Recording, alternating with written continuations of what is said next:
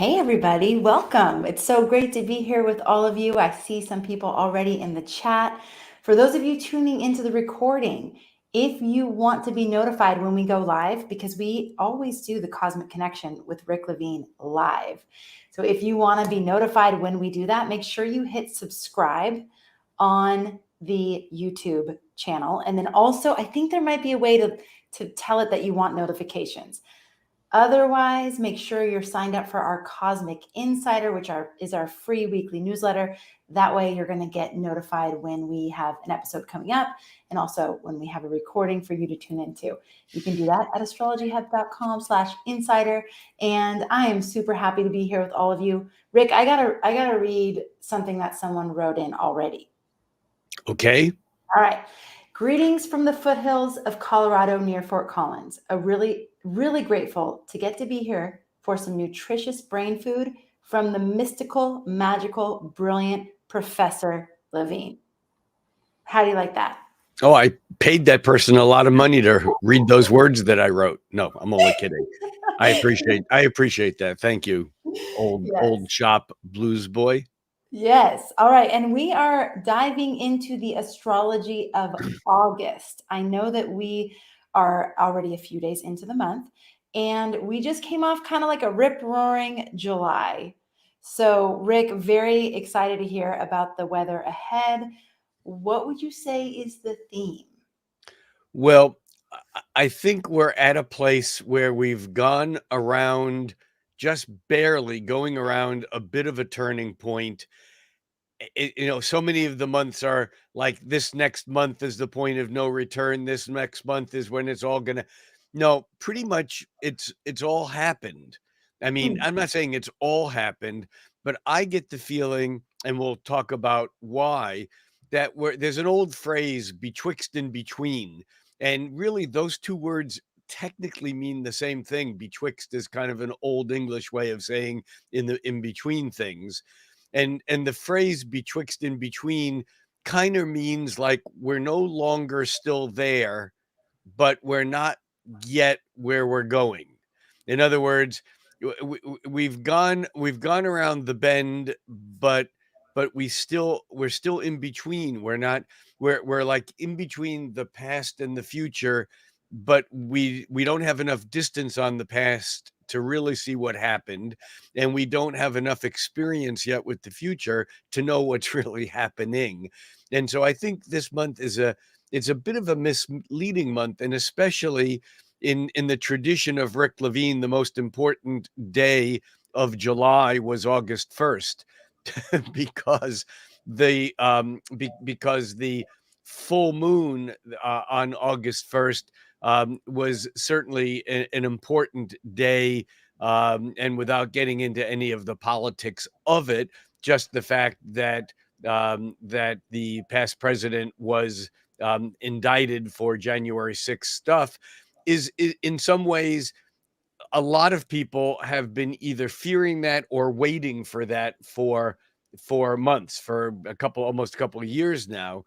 And so it seems like we've gone around the bend, but I don't think where we're going is clear yet. And it's important to understand that Venus is retrograde for the entire month, and Mercury, although it doesn't turn retrograde until the end of the month, and we'll get there, we'll drill down on that in a little bit. Mercury actually turns retrograde on the 23rd. But by today, which is, we're recording this on August 3rd, Mercury is already in its shadow, which means that Venus and Mercury are all in that phase of that 1, 2, 3 shadow land. Venus is on phase 2, going backward through the shadow. Mercury is on phase 1, going forward through the shadow, and again till the 23rd. But what that means is that both Venus and Mercury are moving relatively slowly, and they're not pushing us into new territory. And on top of that, we have Jupiter, which is slowing down to turn retrograde the beginning of next month. And on top of that, we have Pluto, which is retrograde, Neptune, which is retrograde, Saturn, which is retrograde. Uranus turns retrograde the end of this month on the 28th. So it's barely moving at all. So, really, all the planets are now retrograde or slowing down to turn retrograde, with the exception of Mars, which is just barreling forward. And so it's almost like the in Virgo, which is where Mars is, while Mercury is also in Virgo and will be retrograding in Virgo. It's almost like the words of anger, the words of making boundaries, the words being Mercury in Virgo and just the Virgo energy, and Mars in Virgo. It's almost like we're getting ahead of ourselves from what we're doing, but it's going to take a while for everything to catch up. And so I think that August is largely this kind of in between state. And it's perfect because it's like midsummer in the northern hemisphere, or it's like the hottest part of summer in many places. And of course, the summer has already been hotter than any before. And so there's this sense of almost like, take it easy this month, chill, don't push so hard, because you're not going to get there. We're not going to reach conclusion on many of the things that we're working on until both Mercury and Venus move out of their shadow on into September and October, really into more like into October. Is that when most of the planets will be going direct, or just Mercury and Well, Venus? it's the thing about the Mercury and Venus is that they're really pushing the energy, because we notice the faster moving ones changing more than the slower ones. I mean, Pluto, for example, has been retrograde for a month, but it still hasn't even moved, barely just over a degree, you know? And yet when Mercury or Venus turns retrograde, Mercury will retrograde 14 degrees in like 20 days, Hmm. so we really, really notice those. The other planets actually don't turn direct. Of course, Venus turns direct on September 3rd, and uh, Jupiter is just turning retrograde on September 4th. So it'll turn direct at the end of December. Saturn turns direct at the beginning of November. Uranus, it already it's retrograde now, and it doesn't turn direct until January. Neptune turns direct in December. Pluto turns direct in October.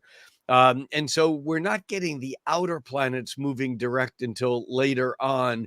But when Venus and Mercury turn direct, Mercury turning direct on September 15th and Venus turning direct on September 3rd, we'll feel that, but it'll still take a while for them to each get out of their shadow, that area where they go back and forth, or forth and back and forth. Technically, we always say back and forth, but they go forth and back and forth. And Mercury doesn't leave its shadow until the end of September, and Venus leaves its shadow the beginning of October. So by the time we move into October, even though the heavyweight planets, the drummer and the bass note of the band, are still going to take a while to move into new territory, it's going to feel like we're moving forward again. Okay. And moving forward with things that we're working on right now, Yeah, right? yeah. Pretty And much? actually, even if we go back to, the Venus thing, Venus entered Leo back at the beginning of June, and it turned retrograde on July 22nd. So it was in its shadow for most of June. Well, from, let's say, the 19th of June all the way through its turning retrograde. And so we're already feeling that slowing down energy when it comes to having our needs met, to getting what we want, to having pleasure. And it doesn't mean we can't have fun. Remember, when a planet's retrograde, it's closer to Earth and it's louder, but sometimes that makes it more difficult for us to integrate that energy. And so we are already getting that on Venus. And when Mercury turns retrograde, or even as it begins to move through its shadow today through what did I say, the 23rd of August, um, during this whole period of time, it may feel like things are happening, but they're really just being set up, because those things which are happening now in the realms of interpersonal communication or information exchange, or how we're applying information, things that we learn and that we know, we're not going to be done with it until Mercury makes the retrograde back through Virgo, and then goes forward again and moves out of its shadow again the end of September. So it's going to take time, but meanwhile, the heavier weight things, the bigger issues that are in our lives, whether it's inflation or economic considerations or global or national politics or those kinds of things, it's still going to take until the outer planets begin moving direct toward the middle end of November, December, and January for all of that stuff to begin to move forward. At least that's the Mm. way I see it. Okay, so we have this theme of betwixt and between. We're kind of in an in-between month. You're telling us to kind of relax a little bit, or not, just we're planting seeds, but we're not barreling forward at this Yeah, point. I actually think, and I'm not quibbling here on words, I think the seeds have already been planted. That's Mm, why, in other words, if we were planting seeds, we would actually be doing something.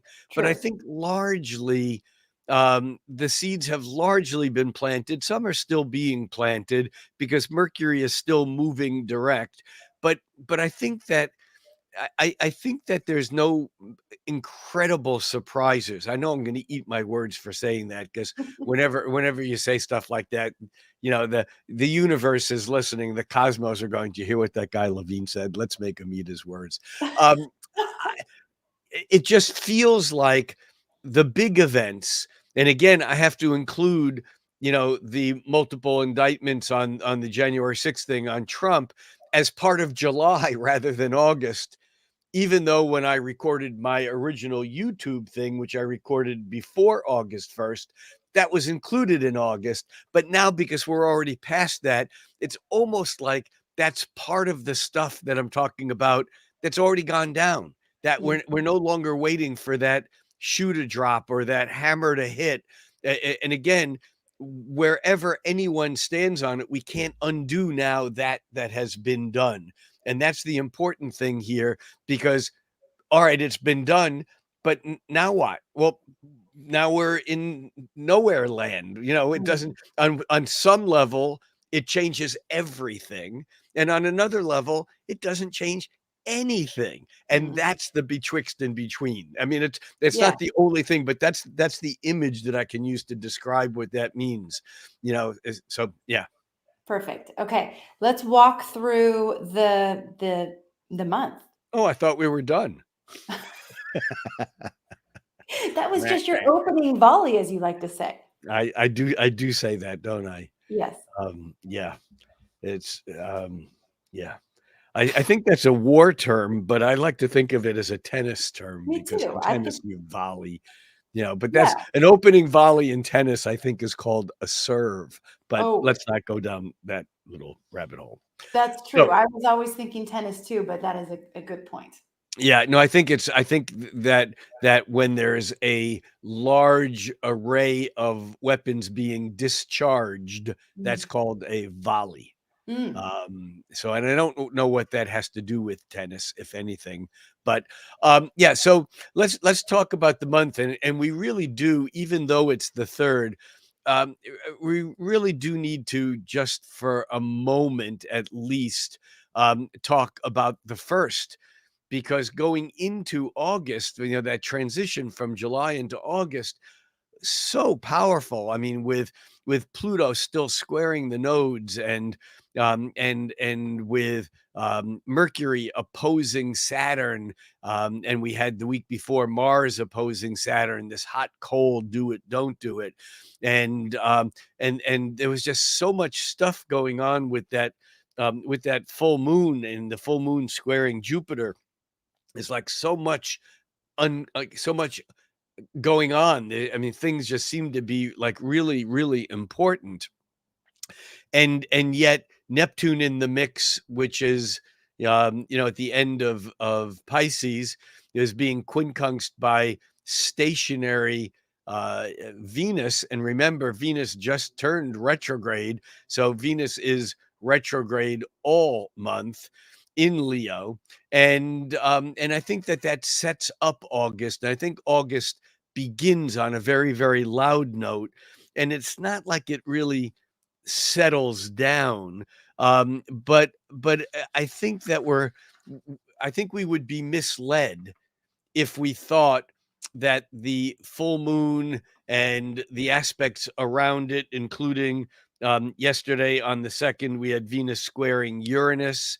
And I think um, that all of this is like just a bit much. And I said Venus squaring Uranus. I take that back. I just glanced down, and I normally have my little cheat sheets in front of me that I look at regularly. Except when I said that, I pulled up, I had July. And so forget that Venus squaring Uranus.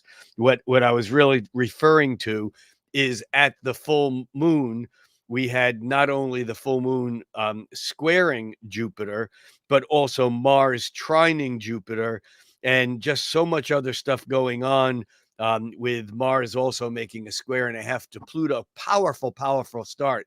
But then the 2nd and the 3rd kind of quiet down a bit.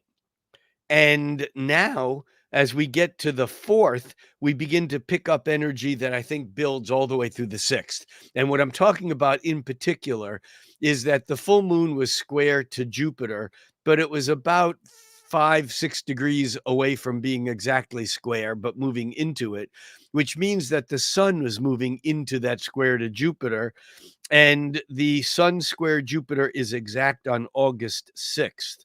And I think that this that August 6th becomes the next key date in whatever it is that's unfolding. Now, this is a Sunday, but it's a big day because not only is the sun squaring Jupiter, but also on the 6th, we have a few other things occurring, including the fact that the moon moves into Aries on the 5th. And as it moves on through Aries, it's going to reach the point where it lines up with Chiron and trines the sun in Leo and trines Venus in Leo, also Venus retrograding now. And so I think that Sunday, the 6th, can be a really a powerful day, a good day, a big day. And remember, I said earlier when I mistook my July forecast printout, where I said Venus was squaring Uranus. Well, the interesting thing is that Venus did square Uranus back at the beginning of July. But now that Venus is retrograding, it squares Uranus again on August 9th.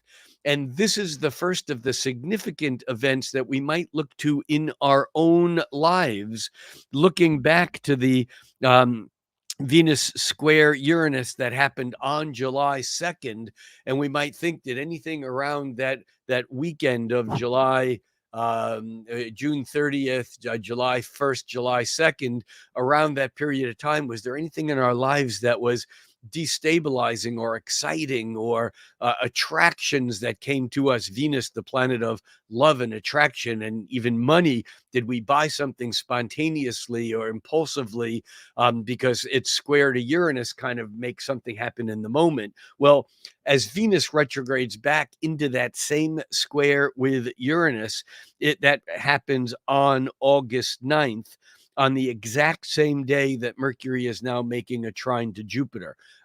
Remember, the sun square Jupiter on the 6th expands our confidence to the extent that we may be overstating our position. We may be over exaggerating. We may feel so good that we take a step too far in something or somewhere. But by the time we reach August 9th, and that Venus is being stimulated by the excitement, the high level frequency buzz of Uranus on August 9th, and Mercury is trining Jupiter, now we get to talk about it. And I think that this is a really good weekend. I mean, obviously, there's always room for turning something into a mess by taking it too far. But I have my hopes up for this weekend, or that I shouldn't say this weekend. I mean, this weekend of August 9th. Let's see. It's August 6th is the end of the weekend, and that's the square. Things are beginning to look good. And then by the middle of the week, August 9th, we're getting these trines, the Mercury trine to Jupiter and the Uranus square. And that might be very exciting and very agitating all at the same time. So I think that that's a really important key date and a key period of time, the middle of the week, or let's say the Sunday, August 6th through Wednesday, August 9th. And then it quiets down for a little bit again.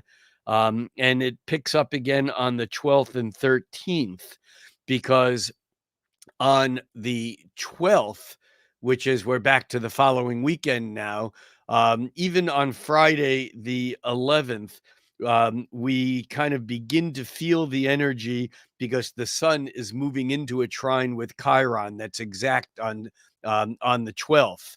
And when the sun in Leo trines Chiron in Aries, we may feel very positive about healing something that has been a lingering hurt or difficulty that we've been dealing with.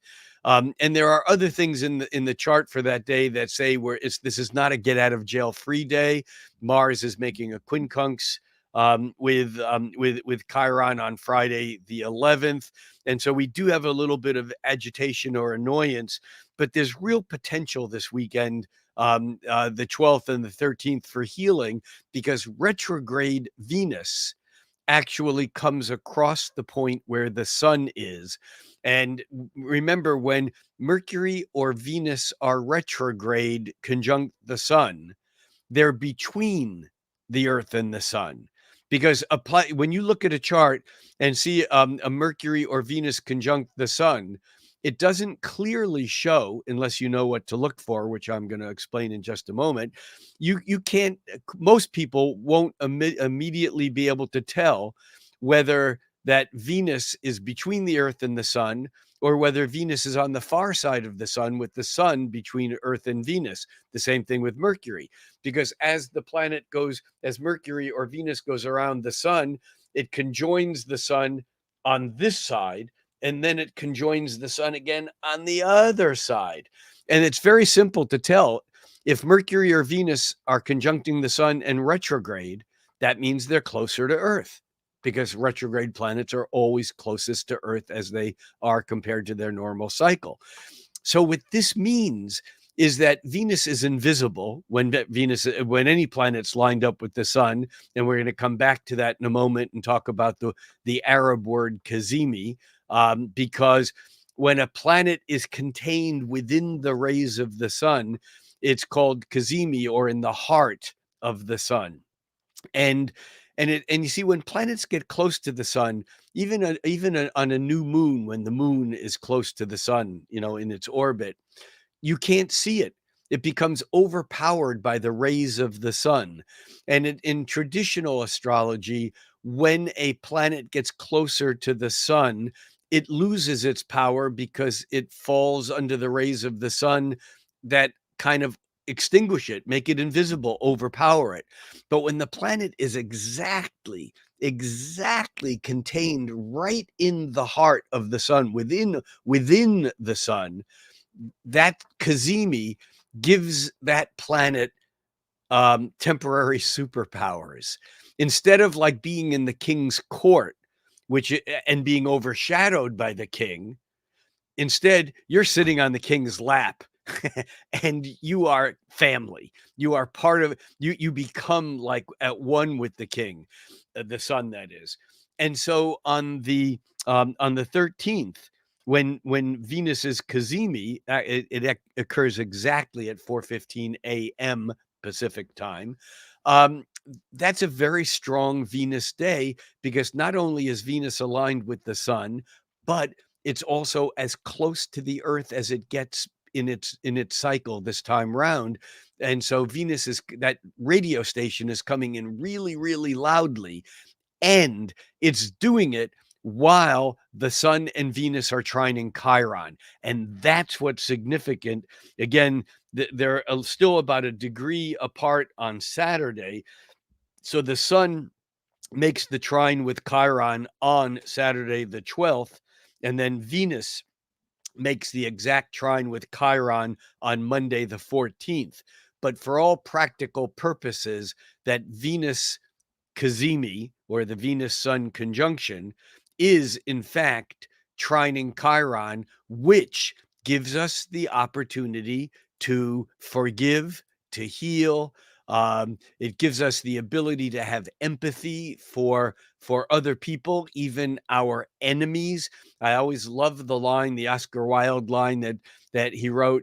A friend, no, an enemy will stab you in the back, but a friend will stab you in the front, because it's out in the open, and friends don't hide things. They keep them out in the open. And so with this Venus Sun conjunction trining Chiron, there's this ability to be a friend to even those people you are an enemy with. In other words, you can say what it is that's on your mind. And that can become healing rather than hurtful. And so, I don't want to um overplay this whole thing, but it's like if we don't use this weekend, again, the weekend of the 11th, 12th, 13th, and Monday the 14th, um, to keep reminding ourselves we don't have to respond the way we normally do. We can listen better to others. We can help them understand their own pain, and maybe even help them understand our pain, because the potential for assimilating that which we have fragmented out because of old hurts or pains or wounds, we can either teach or be taught. And that often begins with a reframing of love, and with being forgiven, or forgiving others, or maybe sometimes even more importantly, forgiving ourselves. So I really like that weekend a whole lot. And interestingly enough, that is moving us closer toward the new moon, uh, as we come around through the 13th. By the 14th, on Monday, the moon moves into Leo. Remember, Venus and the sun are already in Leo. They've been aligned in Leo by Monday, the 14th. And then by the 15th, we have the sun moving into its square with Uranus. Remember, Venus already did that, but Venus is moving backwards. It's retrograding. But now the sun squares Uranus. And I think that now we're looking at Tuesday the 15th, and we're also coming into the new moon, which is on Wednesday the 16th, and that occurs at 2:38 a.m. on the Pacific coast. So you can think either late Monday night or early Tuesday morning, depending on where you are. But this new moon is also a very interesting new moon, because it's sweeping through that square from Leo. The moon, Venus, and the sun are all in Leo. The moon is sweeping through Leo and squaring Jupiter in Taurus, fixed sign to fixed sign. And then it's going to join up with Venus, and then it's going to be a new moon, and then it's going to square Uranus while the sun is moving into the square to Uranus. So we have three planets in Leo: the moon, Venus, and the sun. And we have two planets spread a little bit wider in Taurus. Taurus fixed sign, Leo fixed sign. And so we're getting this square between the sun and the moon and Venus, which are saying, come from the heart, have integrity with what you feel, and express that outwardly with great intention. This is a fantastic new moon for expressing our intentions, as long as we're patient, because remember, Mercury is slowing down to go retrograde. It's in its shadow, and Venus is already retrograde. But we have this conflict between the moon, Venus, and the sun in Leo, and wanting to come from our heart, wanting to express ourselves as true as possible, like the sun does, without any consideration if someone gets sunburnt or if there's a forest fire. That's not the sun's concern. The sun's concern is to shine. Meanwhile, we have Jupiter and Uranus back in fixed sign Taurus saying, no, our job is not to shine. Our job is to make sure we get to where we're going. Now, Jupiter in Taurus is going to do that with methodical expansion. It's not going to go too much, too far, too quick, but it's going to do it in a way where it's going to continue to grow no matter what's going on. Jupiter's going to get there. Uranus has a hard time in Taurus. It's been there now for about 5 years. And on some level, we're used to it because Uranus and Aries love the idea of change. When Uranus moves into Gemini in a couple of years, it's going to love the idea of change. But in Taurus, Uranus doesn't like to change. And so Uranus is trying to hold the status quo until it can't hold till it can't hold on anymore. And then it explodes.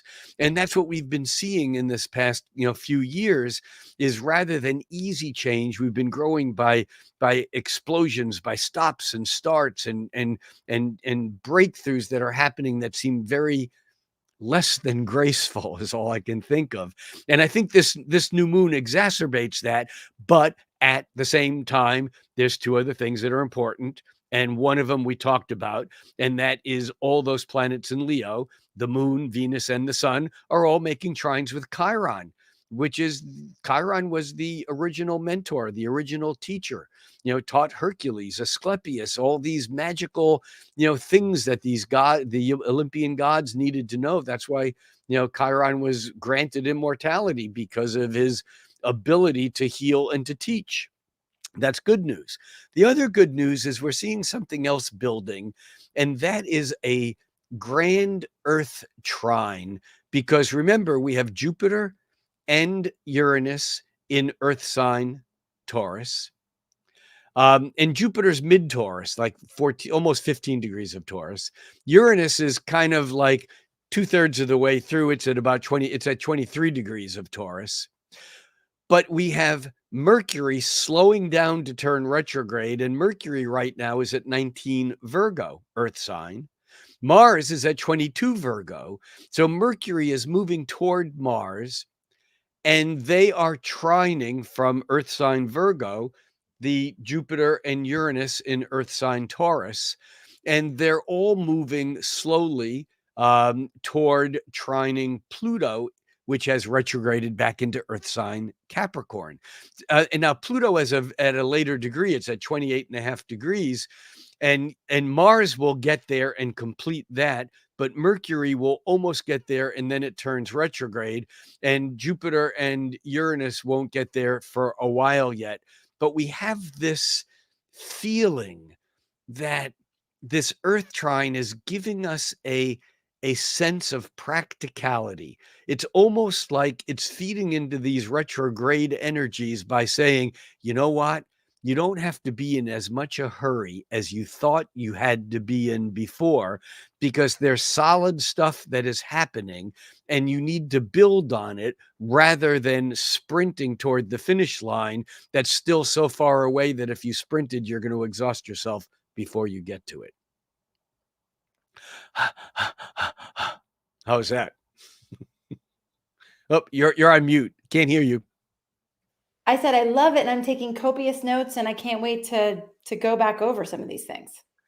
And So what is the date of that, though, Rick? So we were at the 15th and 16th. We have this new moon and the sun square. Well, Mars makes its, the new moon is on the morning of the 16th, early morning. But the sun is squaring Uranus late on the 15th. So Right. we're getting this buzz, but at the same time that we're getting this buzz from the new moon squaring Uranus, breakthrough, break up, crash, bang, invention. Holy shit, I didn't expect that. All that kind of stuff. At the same time, Mars is moving into its trine from Virgo to Uranus in Taurus. And that's exact also on the 16th. Hmm. And so we're getting by the 15th, 16th, by midweek, we're getting this kind of excitement and buzz, and yet something, because Mars is trining Uranus, something saying there's stability here. It's Mars in Earth sign, Uranus in Earth sign. Excuse me one sec. And so Yeah. Oh, go ahead. Yeah. yeah, and so so that's exact. The Mars trine Uranus is exact on the 16th. But the other parts of that trine, the moon swings through there pretty quickly, and then Mercury does make its trine to Uranus also right in there. It's not showing. Oh, Mercury actually turns retrograde before it gets there, because Mercury turns retrograde at 21 degrees of Virgo, and Uranus is at 23. So here we have a bit of frustration again, because it's like whatever the breakthroughs are, the agitation, the feeling like everything's going to happen. By the 23rd, we realize Mercury's turning backwards. It's not going to happen. Hmm. And And this so, is where does this grand Earth trine that's well, the built? grand Earth trine is subtle because it never really completes. Ah, Mars is the thing that completes it the most, because Mercury doesn't move through those degrees. It gets really, really close and then it backs away. But Mars, on the other hand, makes its trine to Uranus, which is at 23 degrees from Virgo to 23 degrees of Taurus. Mars does that on the 16th. And then Mars trines Pluto at 28 degrees on the 24th. So from the 16th to the 24th, Mars is like, there's a term in horary astrology called the translation of light, which hmm. happens when the fast moving, like a moon, moves from one aspect to another and things change. Well, here, Mars is Uranus at 23 degrees of Taurus and Pluto at 28.5 degrees of Capricorn. That's like a 5.5 degree orb trine. I mean, it works, but they're slow moving planets. And it's going to take Uranus another year and a half to get exact to that trine. Meanwhile, Mars, being the fastest moving planet right now, is the planet that completes that trine, even though Mercury is in the mix because it's in Virgo near Mars, and even though Jupiter, expansive, opportunistic Jupiter, is in the mix because it's at 15 degrees of Taurus, but it's Mars that makes the trine with Uranus in Taurus on the 16th, and the trine with Pluto in Capricorn on the 24th, and then Mars moves into Libra on the 27th. So Mars is the active player here, and yet they're all trines, and so we might think that that's good, but it really means that that energy of Mars is flowing. And of course, when Mars is flowing, I mean, on one hand, it can be the absolute creation of negotiated boundaries, and on the other hand, it can be outright assertion or aggression. So it's hard to say which way this will turn, but the dynamic here is that that grand trine suggests that what's happening through this period of time has more stability than it might feel like it does in the moment. Okay, great. I love that. So there's a sense of practicality. We're not in a hurry. There's solid stuff happening. We're building, but we don't need to sprint. It's like we're building towards something more long term. All of And that's true, but remember that Mercury is stationary on the 23rd. right, And so and so as we look at the 23rd, which is middle of the week, is a Wednesday, that actually that grand trine is incredibly active, because Mercury is at 21 degrees, only 2 degrees away from making its exact trine with Uranus at 23 degrees. And yet it kind of puts a hold on the thing, and yet Mars is only 1 degree away from its exact trine to Pluto, which is exact the following day on the 24th. And so the 23rd becomes a turning point. I'm not talking like a major everything shifts, but it is an important event where it's like something's got to happen, but nothing happens, or something that happens turns into nothing, or that moment becomes so important it sets the stage for what unfolds after Mercury turns direct again and then moves back to that point later on. But that grand trine is really active through that week and through the 24th. By the time we get to the 25th, we run into a few days of, I think, a little bit more stressful tension. Venus, retrograde Venus makes a half square to Mars. Here we got, kind of arguing or inconsistent goals amongst partners. We can still be very creative, but it's a little bit tougher to find that place of cooperation when Venus and Mars are making a half square. That's on the 25th. And by the time we get to the 26th, and we'd already be feeling this on the 25th, because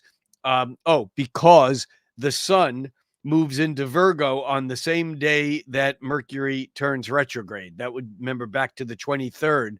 On the 23rd, that's a Wednesday. Mercury is stationary retrograde, but the sun enters Virgo just before Mercury makes its technical station. Why is that significant? Well, most planets in a sign are at home in their domicile, or if they're opposite that, they're in their exile or detriment. Planets are exalted, when they're in a certain sign, but if they're in the opposite sign of their exaltation, they're in their fall. Well, it turns out that Mercury is at home in two signs, in Gemini and Virgo. So this Mercury station period that begins on the 23rd is powerful because Mercury is at home. But Mercury is in its fall in Pisces. How can you think logically when you're in your imagination? You can't. So Mercury is in its fall in Pisces, which means that it's not only in its home sign, it's also in its exaltation in Virgo. Mercury loves being in Virgo. And yet the sun moves into Virgo, kind of reconfirming the power of Mercury at the moment that Mercury stations retrograde.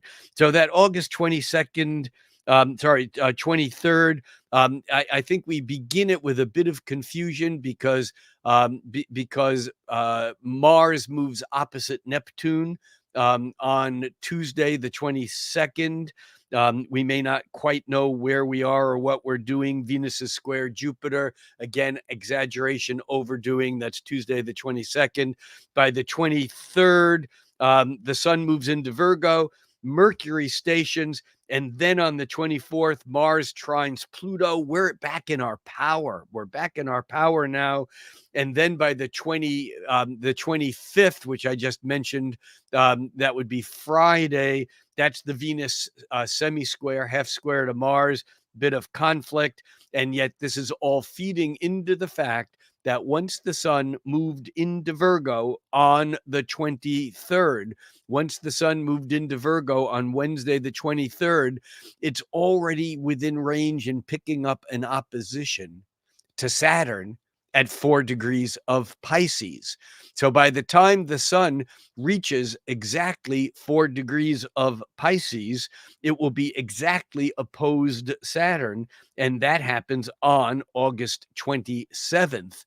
And that is a bit of a reality check. That's a tough day for someone. I mean, look, Saturn is good news if you've been doing your homework and you've been studying and you've had integrity and you've been disciplined. Saturn often gets the bad rap, but Saturn brings the rewards if you've been doing well, if you've been doing it right. More often, because we're human, we've screwed up in one way or another, and Saturn lets us know where that has happened. So when the sun opposes Saturn, as it does every year for a couple of days, we may see what in our life has come to fruition, and we also see what hasn't. And what hasn't come to fruition, this is where we need to prune. This is where we need to cut back. Or if we're not paying attention, this is where reality does the pruning for us and cuts back for us, or takes something away, or gives us a reality check, or throws a wall up in front of us saying that we can't go through this path until we've done the work and we can climb over the wall. That is on Sunday, the 27th, when that is exact, the same day that Mars leaves a particular and focused Virgo and moves into more equanimous. That's maybe not equin. What's that word? I don't know. The word that has to do with creating equality, balance, harmony. And Mars moving into Libra is a bit tougher to manage, because remember, now Mars is opposite its home sign, Aries. So Mars in the sign opposite its domicile is in exile. It's in its detriment. It has a harder time finding its stuff. But when it does, that's when it's gold. And Mars in Libra, to me, always reminds me of the true meaning of martial arts, because the word martial is Mars. And the word art is Venusian. Venus is art. And martial arts is basically establishing assertion or aggression with grace, like a dance. And so the thing, and it's not just the actual martial arts of Taekwondo, Aikido, Jiu-Jitsu, or whatever. It's really, when you think about it, this is the sign of the diplomat, the person who, instead of getting angry, stands in the middle of whatever the conflict is and figures out a way to negotiate a harmony or a balance. So as Mars moves into Libra, even though it's in its detriment, even though it has a harder time expressing there, if we can remember what its role can be in Libra, every one of us, each and every one of us, have the ability to become the in-betweener, the betwixt and betweener, the negotiator, the harmonizer. And this doesn't mean just denying conflict. It means becoming aware of it so that we can find the fulcrum point. Libra is the only sign in the zodiac that's not animated, that's not alive. Every other glyph, Aries the ram, Taurus the bull, blah, blah, all the way around, every other glyph is organic and animated, and Libra is not. And we think of Libra, the scales, but Libra is really the fulcrum. It's the point at which we create balance. I think it was Archimedes who said, give me a lever long enough and a place to balance it, and I can move the world. And so that's what our goal becomes when Mercury is retrograde in its exaltation and domicile, when the sun is in Virgo, and now by the 27th, when Mars moves into Libra, the energy changes. We have our work to do. And of course, this is also bringing us up to August 28th, when Mars makes a square and a half to Jupiter. We have to be careful about our newfound power during this period of time. On the 28th, the moon is moving through late degrees of Capricorn, lining up with Pluto and kind of re-emphasizing that grand trine. But now Mars has moved into Libra. And so this is the 28th, very important, but it's easy to overdo. We're feeling so confident in our ability to negotiate the peace or the balance or the harmony that we may take it too far. And also on the 28th, Uranus at 23 degrees of Taurus stations to begin its 4 or 5 month retrograde period. That's on August 28th, on Monday. And although the moon ends kind of with a bit of a softening of the energy, I think it gives us one last kick, because as it came in on a full moon in Aquarius, it goes out with a full moon in Pisces. This is technically one definition of a blue moon, which is not an astrological term.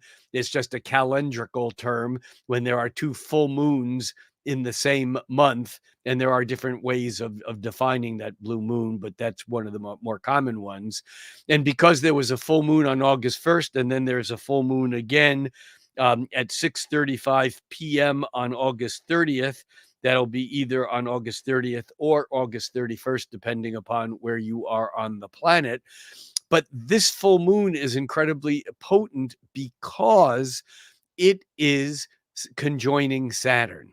That remember, we had the sun opposed Saturn just a few days ago on August 27th, and on August 30th the sun is still opposing Saturn, but it's 3 degrees away and waning.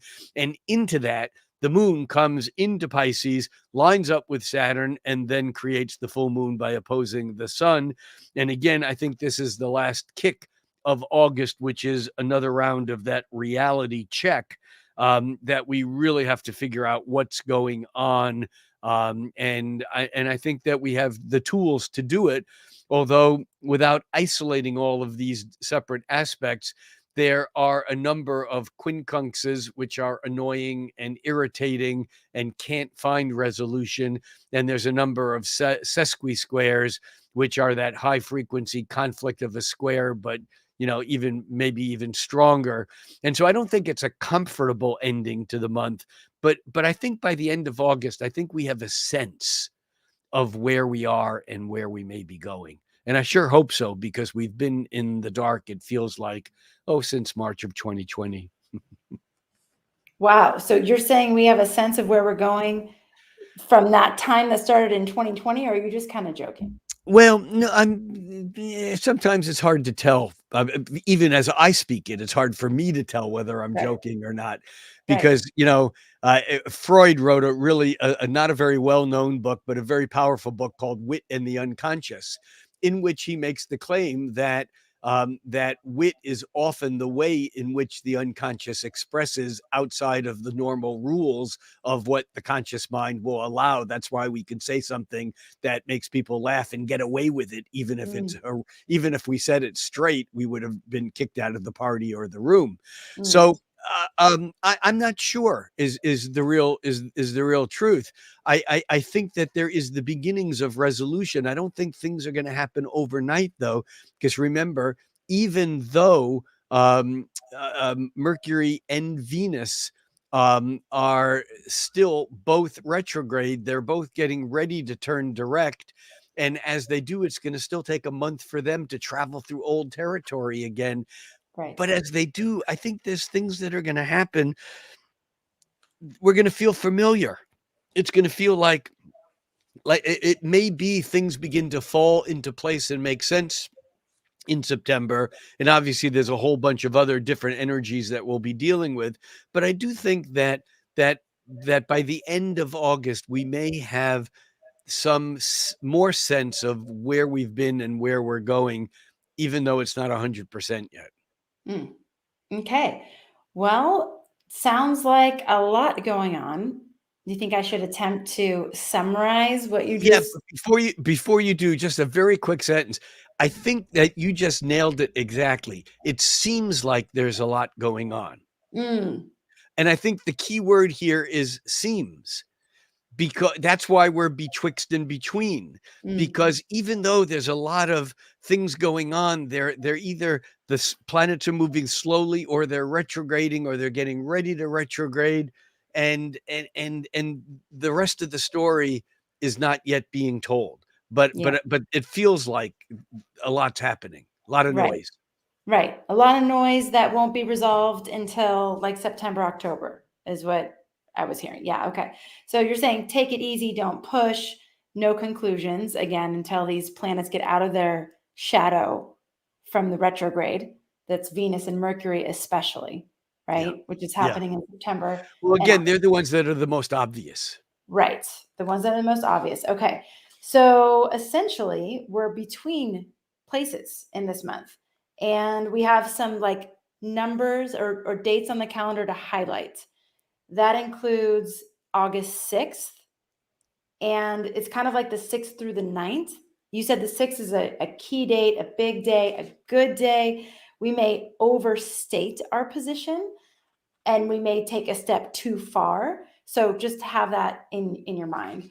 And then that's this whole weekend. Things are looking good. It's exciting. It could be agitating. And this is basically the 6th through the 9th. Yeah. And then we have a tiny little quiet period. And then the energy picks up again around the 12th and 13th. And the Yeah. thing you highlighted around this period of time is that it's great for healing, Yeah. forgiveness, Yeah. empathy. We don't have to respond the way we normally do. So keep that in mind. If you're having some of those old aggravating hurts, you don't have to do what you always do. There's an opportunity to really move beyond this pattern, whatever that is. Yeah. Lots of listening, you said. So Yeah. you may have more capacity to understand someone else's point of view and your own point of view, like why you feel the way you feel. The 15th and the 16th, we have this unexpected events, new moon, this new moon energy. You may feel like you really want to express yourself, your heart, very boldly, but that there's this energy around methodical expansion. So yes, expression, that Leo heart-based expression is Yes, good. but remember on those days that Uranus is really being played not only by the square from the sun, but the trine from Mars. So even though there's this methodicalness, there's also a bit of craziness of let's light the fire right now. Let's Yeah. let's make it happen. Yes. Okay. And then we have this grand earth trine building energy. And this is the 16th through I had the 24th at first and then I put the 27th because something else happened on Yeah, the yeah. 20th. No, it hangs. Yes. And you said Mars is basically translating light during this time. Well, that again, that's really a phrase that's used by horary astrologers. But Right. Mars is the key thing that's moving the energy from the wide trine from Uranus to Pluto, which is going to get closer and closer over the next couple of years. And that's going to be hugely different than the Uranus Pluto squares that Mm. we had back from 2012 to 2015, which was incredibly tense around the world. That when the Uranus trines Pluto and this Mars moving through first the trine to Uranus, then the exact trine to Pluto, in some ways is translating the light from one of the planets to the other in a way that we have not seen yet. Okay. So around the 16th to the 24th, there is again this reminder, don't be in a hurry, solid stuff happening, stability. Okay. And then the 23rd is another important turning event. This Yeah, is something, that's the sun moving into Virgo, the Mercury stationary retrograde, and Mars yes, trining Pluto. Yeah, right. 25th and 26th, some stressful tension. yeah, Uh, there's goals, inconsistent goals with our relationships or our partnerships, maybe harder to find a place of cooperation. yeah. 27th, I have reality check in all bold. This is good news if you've been disciplined, if you've been doing the work. What has and hasn't come to fruition, this might be a time to cut back on Right, things. and by the way, someone posted, and I was gonna say this, but I didn't have the exact date in my head, and I just checked in it. On the 28th, which is a Monday, that's actually the date of the hearing that was established today in the indictment of Trump. So that date, whether we like it or not, regardless of where we fall on any spectrum, that's gonna be a big day, one way Mm. or another. Well, and it speaks to what you said in the beginning, which is there's a little bit of an echo from the beginning of the month at the end of the month. Right. And so it sounds like, yeah, okay. Yeah. Equanimity was the word you were looking for? Yes, and thank you, Daryl, for posting that. Yeah. Yes. Mars moving into Libra. So become the negotiator, the harmonizer, find the fulcrum point where we create balance. And then on the 20th, 28th, be careful about newfound power. It's easy to overdo. Don't take it too far. And then the month ends sort of softly, but with one last kick. And that's one last reality check. But you reminded us that we have the tools to deal with this reality check. It might not be comfortable. And we could be starting to see some resolution, some beginnings of resolution. Yeah. Yeah. All right. Well, actually, sometimes I feel like I'm quibbling over words, but it's not really resolution. It's clarity. There may not be Mm, resolution. mm. I can become more clear about something and you can become more clear about something, but that doesn't necessarily mean that we've resolved whatever it is between us. Right. Okay. All right. So it's a big month. And Rick, thank you for that incredible overview. I mean, do you all feel like you have some tools to do this month really well? Um, it's 3 months until we're going to be doing our chart reading extravaganza live again with Rick. And that's going to be the third installment in this series. And it's going to be you actually going through the harmonics. So we did the class around the harmonics, but this is going to be The you. harmonic aspects, not the harmonics, just to be Oh, clear. yes, the harmonic aspects. But then this is Yeah, going to be you actually doing the chart reading demonstration so people can see how you're reading the charts exactly. via with the harmonic aspects as the main focal point. So that's happening. We don't have anything open for that yet, but just like mark it in your calendar. A couple of other things to mark in your calendar is that I will be the keynote speaker at the Canadian Astrology Conference in Calgary, and that will be in mid-September, coming up pretty quickly. Nice. And you can Google it and find out more information on that. I'll be doing the keynote talk there and doing a half-day workshop. And then in October, mid-October, I think 14th, 15th, 16th, I'll be back at Omega Institute with the lovely Rachel Lang, and we're going to be doing a thing on manifestation with Venus, a lot of ritual, and you can find information on that online too. And then just a last pitch on Goa, India, and that's a 10-day retreat, December 6th through the 16th.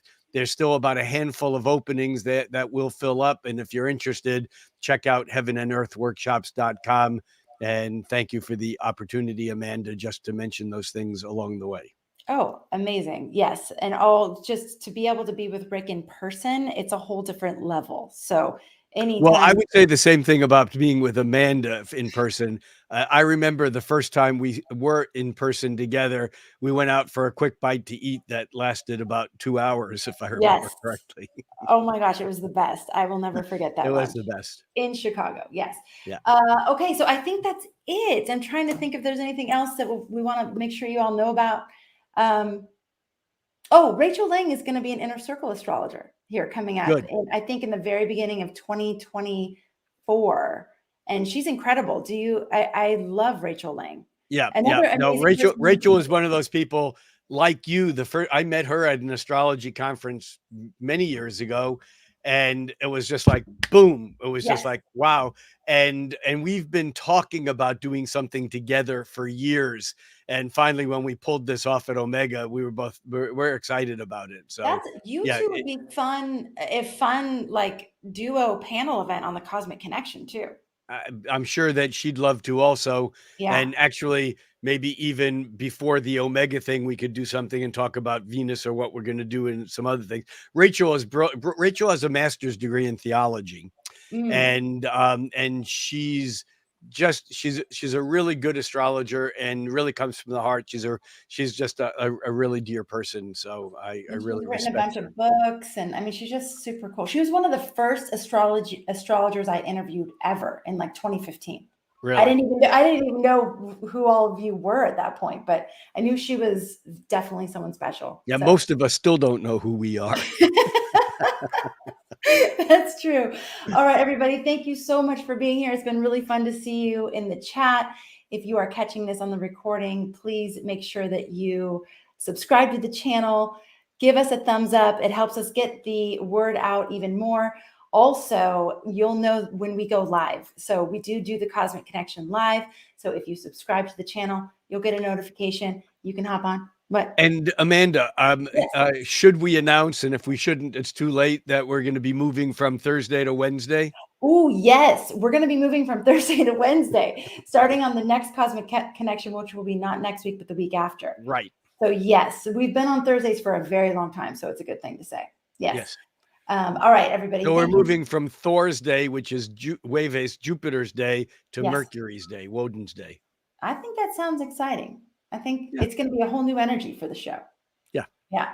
All right, everybody. Thank you so much for being here. Thank you for being a part of our community. Thank you, as always, for making astrology a part of your life. Rick, you're amazing. Thanks for generously sharing Thank here. you, Amanda. You're amazing too. I love being here, All wherever right. here is. Take care, everyone. We'll see you next time.